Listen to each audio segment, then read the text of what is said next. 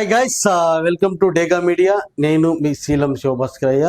So ఈరోజు promo అయితే వచ్చేసింది. దానికంటే ముందు చాలా మాట్లాడుకోవాలి. సో ఇక్కడ బిగ్ బాస్ మొత్తం కూడా బిగ్ బాస్లో మనం ఈ సీజన్లో తీసుకున్నట్లయితే కనుక అరుపులు కేకలు తప్ప వేరేటివి ఏవి కూడా కనపడట్లేదు.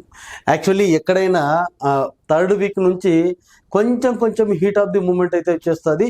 అది ఒక 10 వీక్స్ తర్వాత చాలా పీక్లోకి అయితే వెళ్ళిపోతుంది.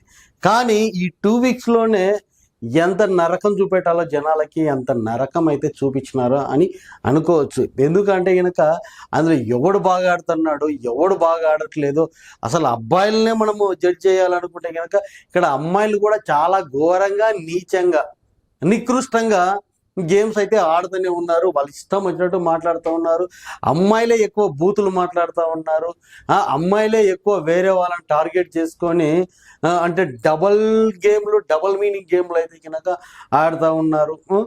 అండ్ మన హీరోలను తీసుకున్నట్లయితే కనుక బిగ్ బాస్ లేకి పోయి ఒక మంచిగా బయటికి రావాలే కానీ బిగ్ బాస్ లేకి పోయిన తర్వాత వాళ్ళ మాస్క్ను మొత్తం తీసేసి ఆ రియాలిటీని, వాళ్ళ లోపల ఉన్నటువంటి రియాలిటీని అయితే బయటికి అయితే తీసుకొని వస్తున్నారు. లాస్ట్ 2 డేస్ మనం తీసుకున్నట్లయితే కనుక పృథ్వీ అరాచకాలు మామూలుగా లేవు. అక్కడ అమ్మాయిలు ఉన్నారు అన్నటువంటిది చూసుకోకుండా అమ్మాయిల్ని కానీ అబ్బాయిల్ని కానీ తన ఉన్నటువంటి ఖండబలంతో తీసి బయట పాడేస్తూ ఉంటే నా సామి రంగా చూడడానికి బాగుంది. కానీ ఆ ప్లేస్లో ఉన్నటువంటి అమ్మాయిలకు ఎంత బాధగా ఉంటుందో అర్థం చేసుకోవచ్చు మనం. ఈవెన్ అక్కడ అంటే ఎవరైతే కంటెస్టెంట్స్ లోపల ఉన్నారో అమ్మాయిలు, వాళ్ళ పేరెంట్స్ అంటే వాళ్ళ బంధువులు, వాళ్ళ తెలిసిన వాళ్ళు కూడా ఈ బిగ్ బాస్ చూస్తూ ఉంటే కనుక పృథ్వీ మీద కంపల్సరీ ఒక బ్యాడ్ ఒపీనియన్ అయితే కంపల్సరీ పడిపోతుంది. ఇంకోటి మాట్లాడే విధానం కూడా చాలా అంటే చాలా రాంగ్గా మాట్లాడుతూ ఉన్నాడు. సో ఇంకా మన మణికంఠ విషయంలో, మణికంఠ పృథ్వీని తీసుకున్నట్లయితే కనుక మణికంఠను పృథ్వీ ఏమైనా అనొచ్చు. నిన్న మణికంఠ రా అన్నాడు, పోరా అన్నాడు. దానికి యూజ్ కరెక్ట్ వర్డ్ అన్నటువంటిది గట్టిగా వాయిస్ చేసుకొని మీదికి ఆల్మోస్ట్ కొట్టేంత పని చేసేసిన అన్నట్టు. సో అంత దారుణంగా అంటే తన లోపల ఉన్నటువంటి క్వాలిటీని అంత దారుణంగా అయితే బయటికి తీసుకొని అయితే వచ్చేస్తాను. అండ్ మణికంఠ, సో మణికంఠకి దండం పెట్టొచ్చు, వెల్కమ్ పెట్టచ్చు, అండ్ హగ్గులు చేసుకోవచ్చు, ఏమైనా చేసుకోవచ్చు. దండం ఎందుకు పెట్టాలంటే ఒక మొగోడయింది అన్నిసార్లు ఏడవకూడదు. ఒక మొగోడయ్యింది అన్నిసార్లు ఏడవకూడదు. ఎందుకు ఏడుస్తాడో, దేనికి ఏడుస్తాడో అర్థం కాదు, ఏడుస్తూనే ఉంటాడు. అండ్ ఎందుకు హ్యాట్సప్ ఎందుకు చెప్పాలి మనకంటే కంటే గేమ్స్ ఆడేటప్పుడు తను 200% ఎఫర్ట్ పెడుతున్నాడు, 200% ఫైటింగ్ చేస్తూ ఉన్నాడు. కాబట్టి తనకి మనము హ్యాట్సప్ అయితే చెప్పొచ్చు. ఇంకా కొన్నిసార్లు ఏంటంటే ఎక్స్ప్లెనేషన్ ఓవర్లాప్ అయిపోతూ ఉంది, అనవసరంగా మాట్లాడడం అయిపోతూ ఉంది. అది మనకు గడపడుతూ ఉంది. కానీ అక్కడ ఒక కంటెంట్ ఇవ్వాలి, ఒక వాయిస్ ఇవ్వాలి. కాబట్టి మణికంఠ చేసే స్టెప్ అయితే కనుక చాలా బాగుంటుంది అన్నటువంటిది అక్కడ. అండ్ ఇక్కడ వన్ మోర్ ఫాల్ట్ ఇంకా ఏమైనా పేలోటి గేమ్స్ ఆడేది నిఖిల్ ఆడుతున్నాడు.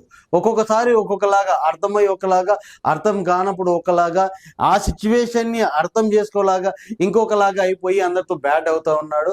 అండ్ సోనియా మాటలు విని ఇంకా పెద్ద బ్యాడ్ అయితే అవుతా ఉన్నాడు. అండ్ ఇంకా మనోడు ఉన్నాడు అభయ్కి డిచ్చుకో ఇట్లా తిరిగి దండం పెట్టాలన్నట్టు.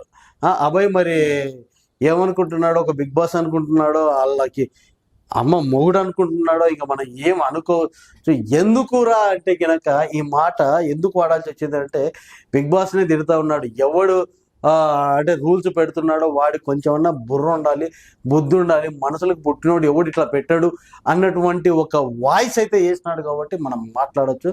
సో ఇలాంటివి కూడా హౌస్లో ఉండకూడదు. అంటే బయటికి వచ్చేటప్పుడు పర్ఫెక్ట్గా బయటికి రావాలి. తప్పితే కనుక అక్కడ 10 మంది నాకు సపోర్ట్ చేస్తున్నారు అని చెప్పేసి ఓవర్గా మాట్లాడదు. ఆ ఓవర్గా మాట్లాడేటువంటి వాళ్ళు మన అభయ్ ఒక్కడు, మనోడు, మన అభయ్ తక్కువ టైంలోనే ఎక్కువ ఫ్యామిలీకి వచ్చినాడు. మరి ఎంత జాగ్రత్తగా ఆడాలి. వేరే లెవెల్ అయితే ఆడుతూ ఉన్నాడు. అండ్ విష్ణుప్రియ తీసుకుంటే కనుక ఎన్ని అంటే తెలిసి తెలియక కొన్ని మిస్టేక్లు అయితే బాగానే చేస్తూ ఉంది. అక్కడ ఉన్న సిచ్యువేషన్ తగ్గట్టు మాట్లాడుతున్నా, రిప్లై ఇస్తున్నా అనుకుంటుంది, కానీ ప్రేరణ విషయంలో కంపల్సరీ మిస్టేక్ అయితే చేస్తూ ఉంది. సో గాయస్, ఇక్కడ మనం యాస్మిన్ తీసుకున్నట్లయితే, సోనియాని తీసుకున్నట్లయితే ఇద్దరు కూడా హౌస్లో పులులు.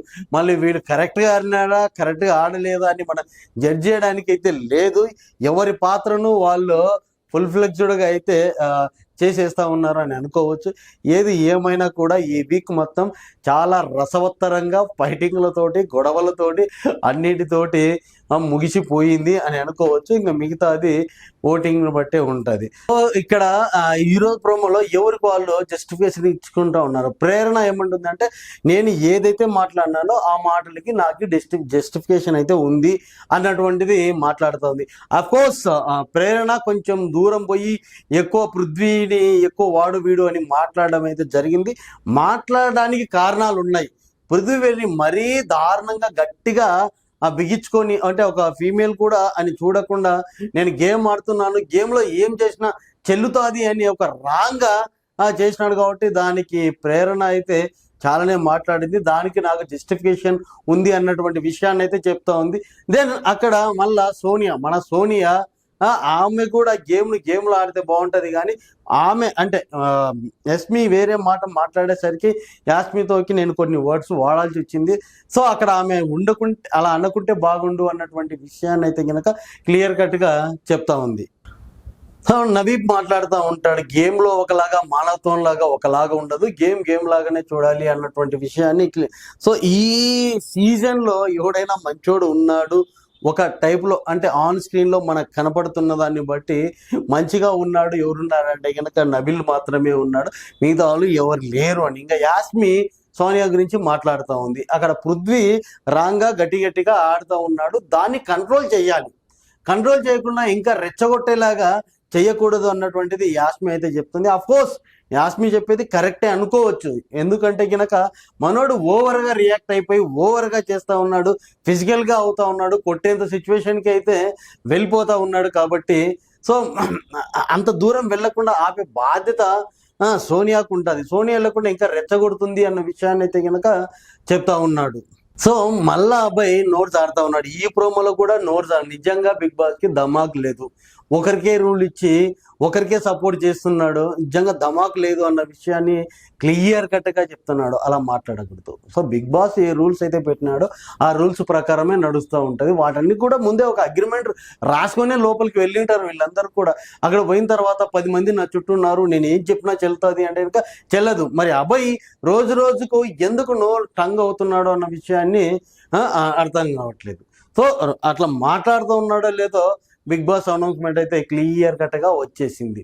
ఇక్కడ బిగ్ బాస్ హౌస్ నాది, నేను చెప్పిన రూల్సే నడుస్తాయి, నేను చెప్పినట్టే వినాలి. ఒకవేళ వినకుండా మీ ఓన్గా రూల్స్ పెట్టుకొని మీరు ఆడాలనుకుంటే ఇక్కడ కుదరదు. ఎవరైనా అలా ఆలోచిస్తుంటే వెల్కమ్, మీరు ఇప్పుడే ఇంట్లో నుంచి బయటికి పోవచ్చు అన్నటువంటిది క్లియర్ కట్గా రాసిచ్చినాడు. సో ఈ మాటలు, బిగ్ బాస్ అన్న మాటలు ఎవరెవరికి తగులుతాయి అంటే కనుక ఫస్ట్ వచ్చేసి అభయ్కి తగులుతాయి, సెకండ్ వచ్చేసి సోనియాకి తగులుతాయి, థర్డ్ వచ్చేసి పృథ్వీకి తగులుతాయి. ఎందుకంటే వీళ్ళు ముగ్గురే మొత్తం గేమ్ చేంజర్లు అయిపోయి ఇష్టం వచ్చినట్టు చేస్తూ ఉన్నారు. అండ్ మణికంఠకు తగలదు, కానీ మణికంఠ మరి చాలా కొంచెం అయితే ఫీల్ అయిపోతా ఉన్నాడు. ఈ షో నేను విన్ అవ్వాలి అన్నటువంటిది ఇండైరెక్ట్గా జనాలకి ఒక ఇండికేషన్ అయితే పంపిస్తూ ఉన్నాడు. ఇది అంటే అక్కడ సెంటిమెంట్తో సహా ఏమిటి ఇది విన్ అయితేనే నా భార్య నా పిల్లలు అందరు నా దగ్గరికి వస్తారు అన్నటువంటిది చేస్తూ ఉన్నాడు.